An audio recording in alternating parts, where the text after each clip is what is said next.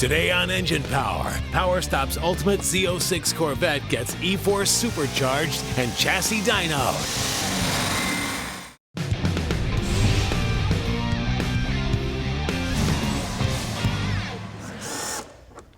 Welcome to Engine Power and Phase 2 of the PowerStop Ultimate Z06 Sweepstakes. Now, Phase 2 includes putting more super into the supercar platform.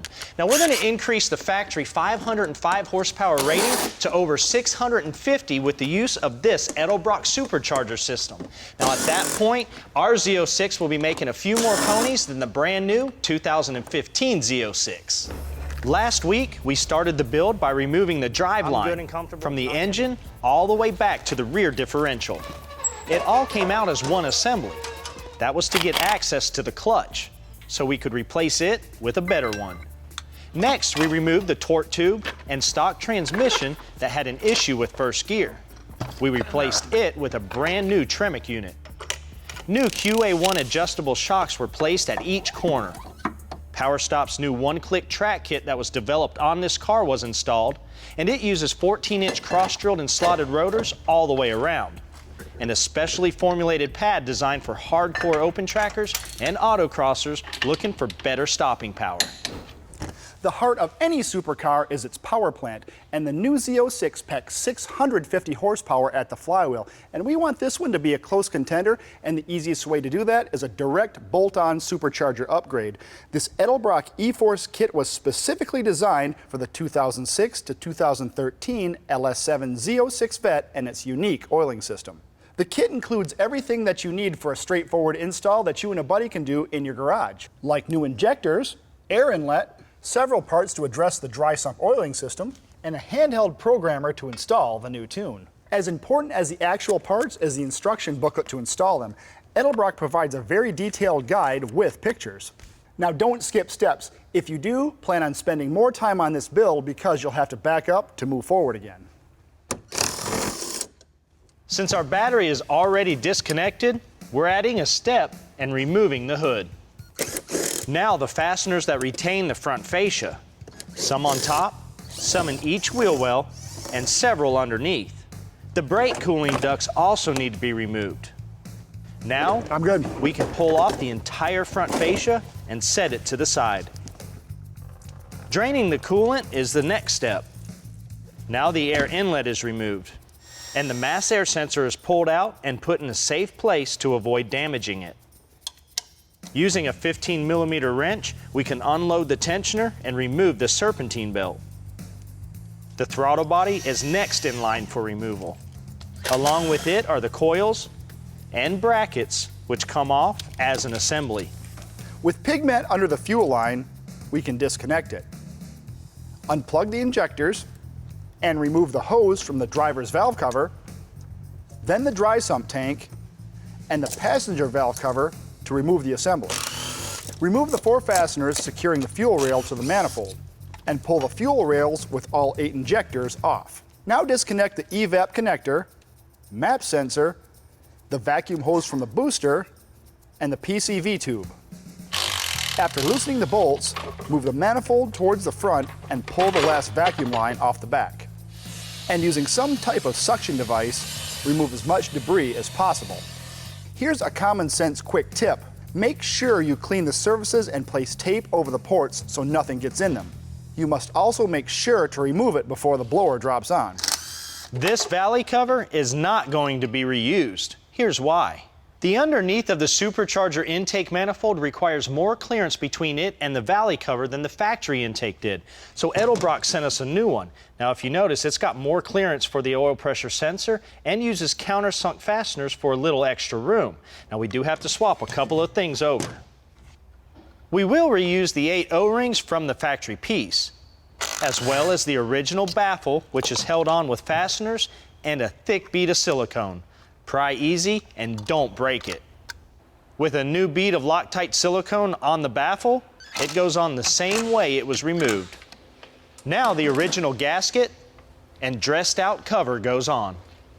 To avoid issues down the road, place a small amount of Loctite anti-seize in the countersink. This will avoid stripping out the Allen head of the bolts if it needs to be removed someday. The original oil pressure sensor can go back on, and the plug is connected. A quick wipe of the anti-seize, and it's brake time. More disassembly and prep for the blower up next.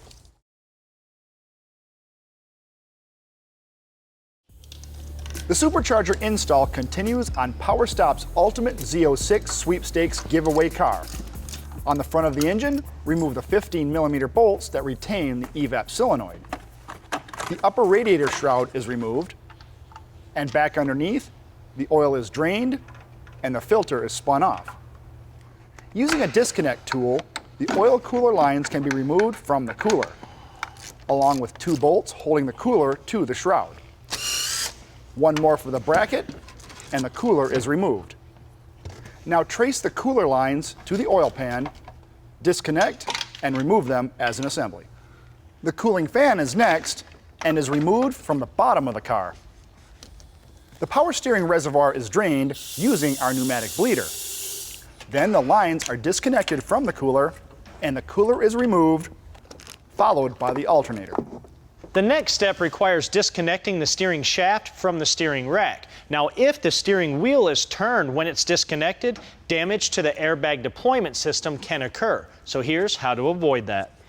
Simply place tape on the steering wheel and secure it to something on the car so it won't turn. Back underneath, the steering shaft bolt is removed and the intermediate shaft is pulled from the gear. Both tie rods are disconnected, and the sway bar end links are disconnected from the control arms. So the sway bar can be removed. We had to remove the steering rack to have access to the balancer. Since this one is a press fit and it drives the Supercharger, we need to install a dowel to keep it from rotating on the crankshaft. The original oil cooler was removed from the car and it's getting replaced with this setup. It's a block-mounted cooler like the ones used on the LS3s. New fittings and lines are going to route it directly into the engine's cooling system, unlike the old system which was cooled by incoming air. Here's how it's done. On the driver's side of the block, remove the 17mm threaded freeze plug and install the supplied fitting right in its place. Now route the hoses so they run beside the engine mount and towards the front of the car. The oil cooler is installed now. It fastens to the oil bypass located above the oil filter pad. From the front of the car, reach back and attach the hoses to the block and the cooler. Now we can install a new filter to wrap up the oil modification. The steering rack goes back in at this time. Place it in the passenger side first, then maneuver it to the driver's side. The instructions say to do the opposite, but you risk bending the brake lines, so use this method. The new Hotchkis sway bar goes back on now, just like the old one came off, along with the alternator.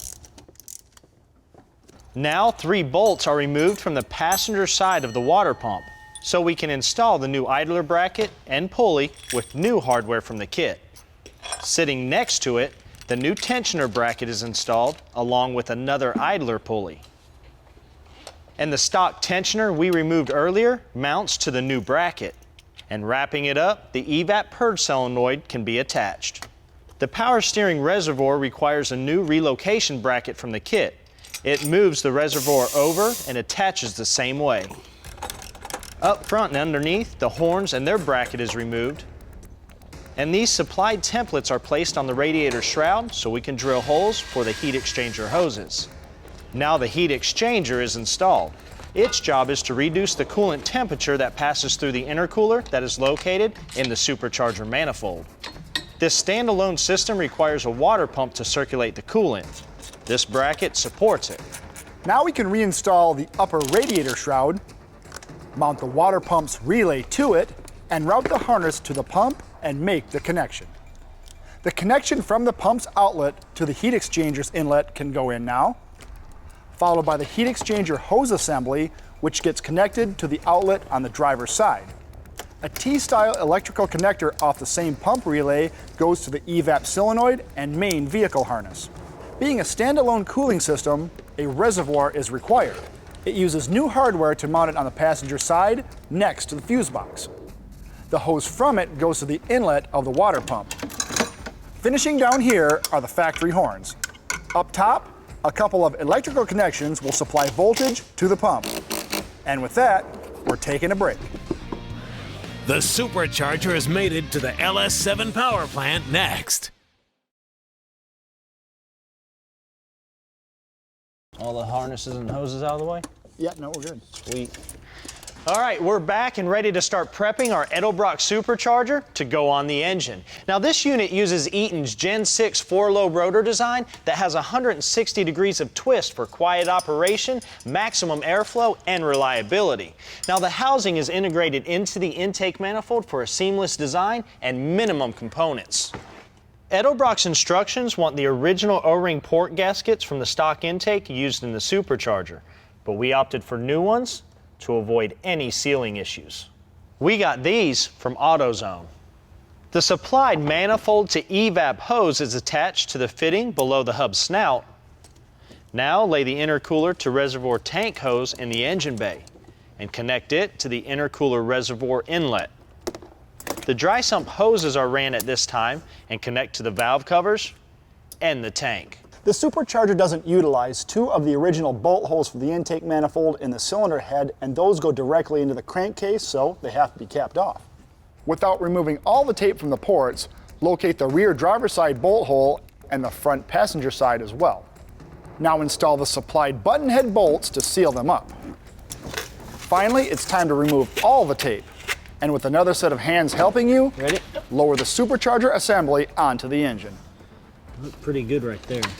Be careful not to pinch any wires. Clearance back here. And make sure the seals stay put. This one right here goes. Attach a couple lines to the ports on the bottom side. The large one is for the brake booster. 8 fasteners will secure the assembly to the engine. They are torqued in 2 stages. First to 4 pound-feet, then to 7.5. Now the driver's side fuel rail goes in. It's outfitted with new 60 pound-per-hour injectors from the kit. The originals were 42 pounds per hour. And the passenger side is next. An included stainless crossover line connects the front of both rails. A new PCV hose will go from the valley cover to a port on the bottom of the blower.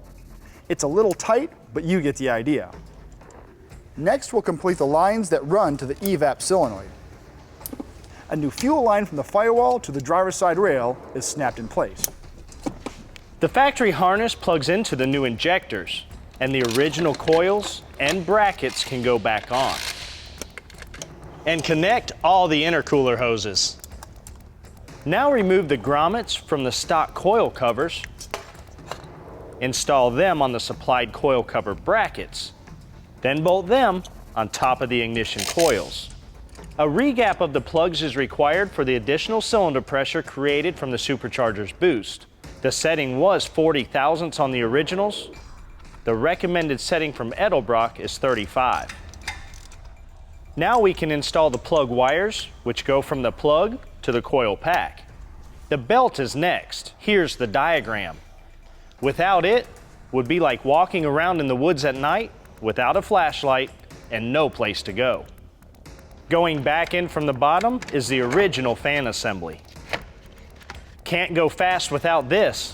The throttle body uses the original hardware. A new coupler, a signature series air filter will keep debris out of the engine, and air inlet tube that houses the mass air sensor is positioned and tightened down. The last hose of the kit goes from the dry sump tank to the nipple on the air inlet.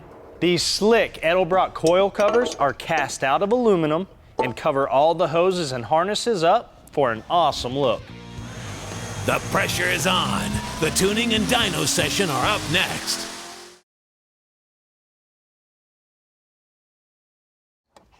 The Supercharger is installed, and Pat and I can't wait to see what this thing does at the rear tires. But there's a couple things left to do on our checklist, like add fluids, flash the PCM, and bleed the clutch. Before we reinstall the front fascia, we're going to replenish all the fluids, starting with the power steering since it was drained to remove the steering rack. Now the intercooler system is filled with coolant. This system must be purged, and we'll handle that in a few seconds. Putting the car in accessory mode will allow the intercooler pump to circulate coolant. Let's top her off, and I think we're golden here. In order to start it, we need to upload the tune from Edelbrock's handheld supplied in the kit just to get us to the dyno. You ready, Pat? Yeah, man, light her off. Moment of truth, here it is. Very nice. Now that's what I call a fast fire up. Yeah. We have long tube headers, which the Edelbrock tune does not support due to the new O2 location. We need a custom tune, which comes from this guy. Hey, Greg. Hey, how you doing today? Good, man. Thanks for coming. Greg Lovell from ANTIVENOM High Performance. He's using HP Tuner's VCM suite to get the job done. We're going to change the timing, air-fuel ratio, torque management. Those are the main things. But first, Greg extracts the Edelbrock tune and makes his changes. Then the VCM suite loads the new tune into the ECM. The new 15s, what do they typically make? You've seen them. Those cars are anywhere between the 550 and 580 range. All right, you can start it. Do you think we can get something very similar to this? I don't see why we can't. The pull is from 2,500 to 7,000 RPM. 571, 563 on the torque. 563 for torque. That's knocking on the door. Tune us up a little. See if you can give us a little more. Right now we're taking some fuel out of it. Just a little bit leaner, try that little bit more horsepower and still stay safe.